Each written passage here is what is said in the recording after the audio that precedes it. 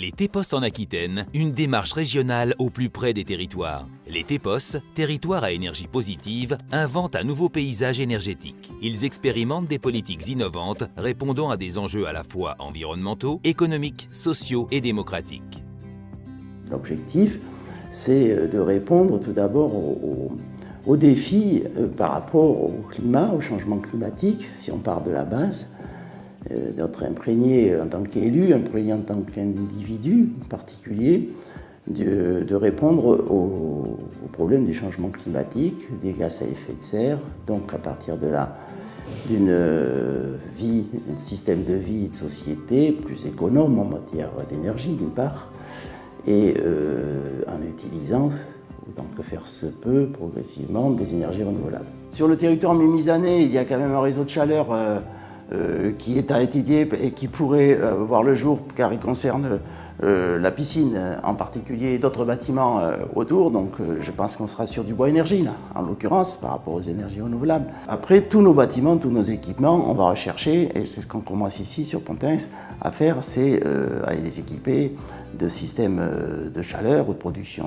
d'énergie avec une utilisation de quelque chose de renouvelable, en l'occurrence le bois. On a sollicité un territoire qui est le CIFEM à l'est pour nous assister techniquement sur un projet de pellets, enfin de chaudière à pellets par exemple. Donc on peut trouver des collaborations aussi dans l'élaboration du cahier des charges du diagnostic énergétique qu'ont fait d'autres territoires avant nous.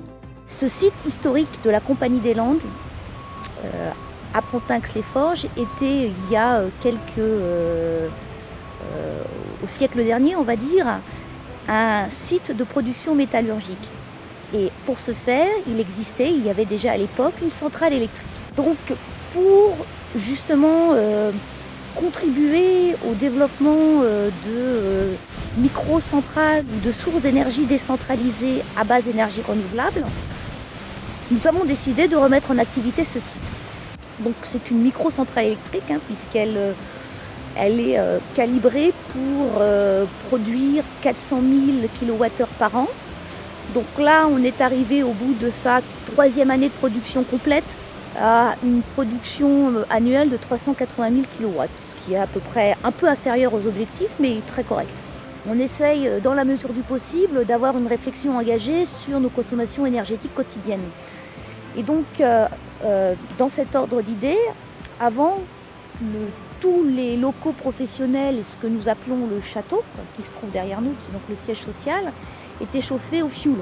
Et au tournant des années 2008 et 2008, nous avons décidé d'installer une chaudière à granulés. J'ai participé au défi famille à énergie positive, donc qui a été organisé sur la commune de Mimizan. Je me suis inscrite au mois de novembre pour commencer dès le mois de décembre et ça a duré jusqu'au mois d'avril. Alors le défi, c'est un regroupement de plusieurs familles, donc on forme un groupe et ensemble on essaie de diminuer nos consommations d'énergie.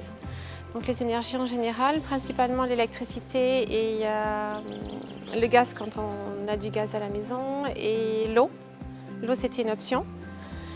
On fait des relevés réguliers pour pouvoir comparer par rapport à la consommation de l'année passée. Donc on fait d'abord un relevé global de l'année passée pour avoir une base et ensuite régulièrement nous faisons nos relevés de compteurs, donc compteurs d'électricité, compteurs d'eau, qu'on enregistrait sur un tableau qui était en lien sur internet, ce qui nous permettait de voir si on diminuait nos consommations au fur et à mesure. Au niveau énergétique, FP Bois a toujours travaillé, notamment au niveau de l'énergie, au niveau de la biomasse. Donc nous avons eu déjà plusieurs chaudières et depuis maintenant 2 ans, nous avons, avec un partenariat avec Cofeli, monté une nouvelle chaudière biomasse qui a permis de remplacer deux chaudières anciennes. Le plus avec cette nouvelle chaudière, c'est que ça nous a permis d'alimenter toutes nos activités de séchage du vernis, ce qui n'était pas le cas avant. Donc ça nous a permis de remplacer du fioul par de l'énergie biomasse.